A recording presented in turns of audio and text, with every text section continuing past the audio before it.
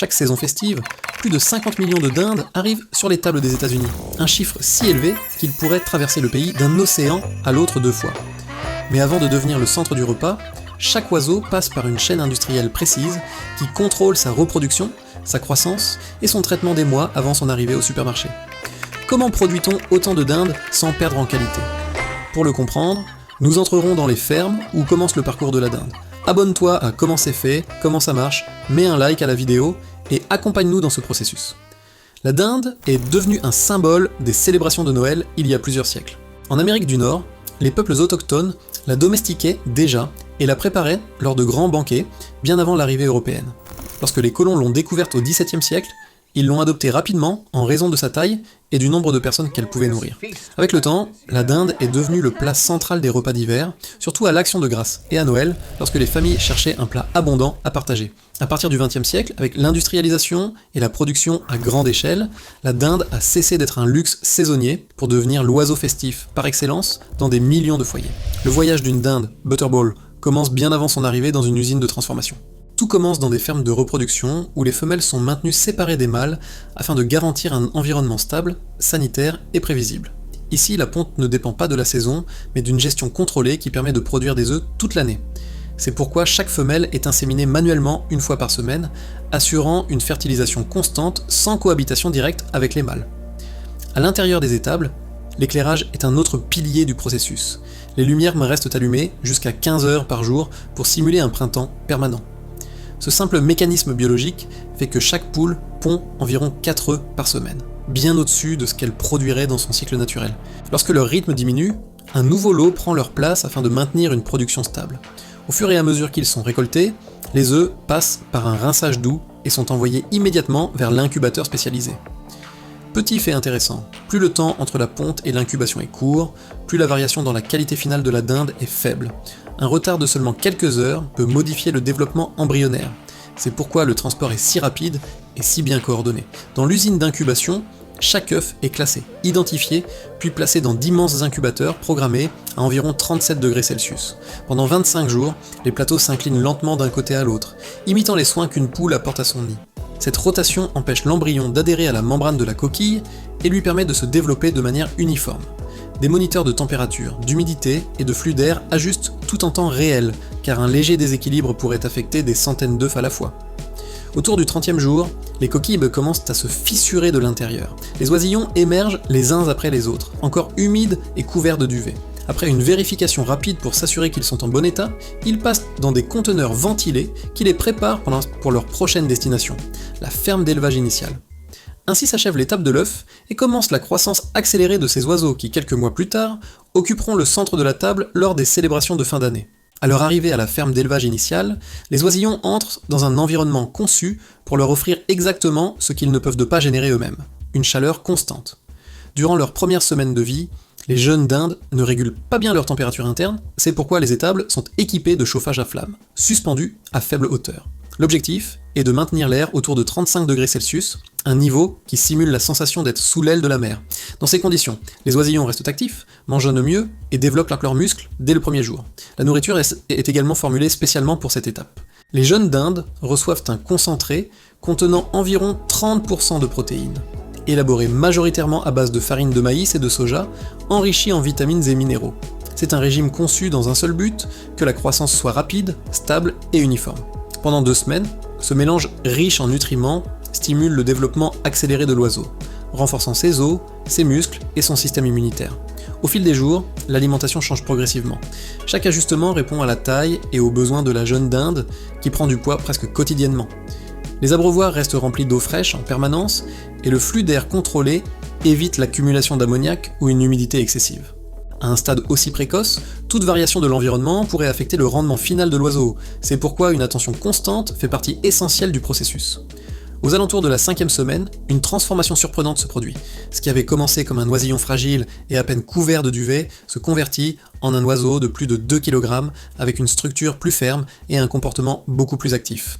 Ce changement marque la fin de son séjour dans la ferme d'élevage initiale, et le moment où il est prêt à être transféré vers l'installation suivante, la ferme d'engraissement, où commencera la phase la plus intense de son développement.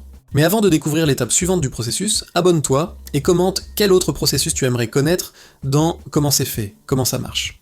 Lorsque les dindes juvéniles arrivent à la ferme d'engraissement final, leur développement entre dans une étape complètement différente. Ici, l'objectif est que chaque oiseau gagne de la masse musculaire de manière uniforme, en maintenant un équilibre précis entre croissance, santé et bien-être. Pour cette raison, les mâles et les femelles sont logés dans des étables séparées. Même s'ils semblent similaires, leurs rythmes de croissance ne sont pas les mêmes. Les femelles atteignent leur taille idéale plutôt, tandis que les mâles continuent à prendre du poids pendant plusieurs semaines supplémentaires. Les séparer permet d'ajuster l'environnement, l'espace et l'alimentation selon les besoins de chaque groupe. Dans la ferme d'engraissement, l'alimentation des dindes change pour se concentrer sur le développement de viande maigre. Le régime reste basé sur le maïs et le soja, mais avec des formules désormais ajustées, moins de protéines que durant leurs premières semaines et davantage de minéraux et d'ingrédients énergétiques pour soutenir la prise de poids rapide. L'eau fraîche arrive continuellement grâce à des abreuvoirs automatiques, et le sol reste couvert d'une litière sèche qui est remplacée fréquemment afin d'éviter l'humidité et de maintenir les pattes en bon état. La ventilation est également contrôlée dans les moindres détails. Des systèmes automatisés ajustent le flux d'air tout au long de la journée, maintenant une température et une humidité stable. Des capteurs répartis dans les tables surveillent presque minute par minute l'ammoniac, les particules et l'environnement interne. Une très légère variation dans la concentration d'ammoniac peut affecter la croissance de tout le lot. C'est pourquoi ces fermes fonctionnent presque comme un immense laboratoire environnemental. Les différences entre mâles et femelles déterminent le rythme de l'engraissement. Les femelles atteignent leur taille idéale vers 16 semaines. Atteignant environ 10 kg, les mâles continuent jusqu'à 20 semaines, dépassant les 15 kg.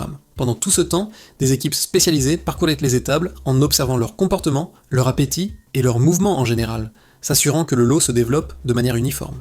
Lorsque chaque groupe atteint le poids cible, la coordination pour le transfert commence.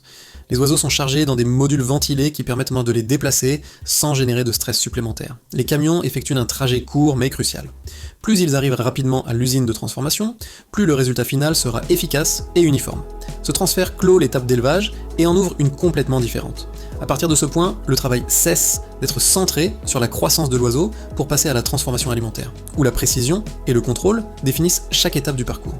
Lorsque les camions arrivent à l'usine de transformation, l'opération change de rythme. Ici, la priorité est de manipuler chaque oiseau de manière contrôlée, et de maintenir une chaîne de travail continue capable de traiter des milliers de dindes par jour sans compromettre la qualité.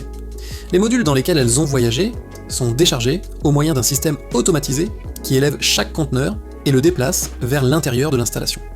Ce mécanisme évite les mouvements brusques et réduit l'effort physique du personnel, maintenant un flux constant entre la zone de transport et la ligne de transformation. Avant que le traitement ne commence, chaque oiseau passe par un système d'anesthésie à induction lente. Dans cette chambre, des niveaux progressifs de dioxyde de carbone amènent l'oiseau à un état d'inconscience sans sursaut. Cette méthode réduit le stress et évite les tensions musculaires qui pourraient durcir la viande, garantissant que tout entre sur la ligne dans des conditions uniformes. La vitesse de cette transition est si précise qu'un changement de quelques secondes peut modifier la texture finale de la dinde. Une fois inconscientes, les oiseaux sont suspendus à une ligne aérienne de crochet qui les déplace de manière continue à travers chaque station.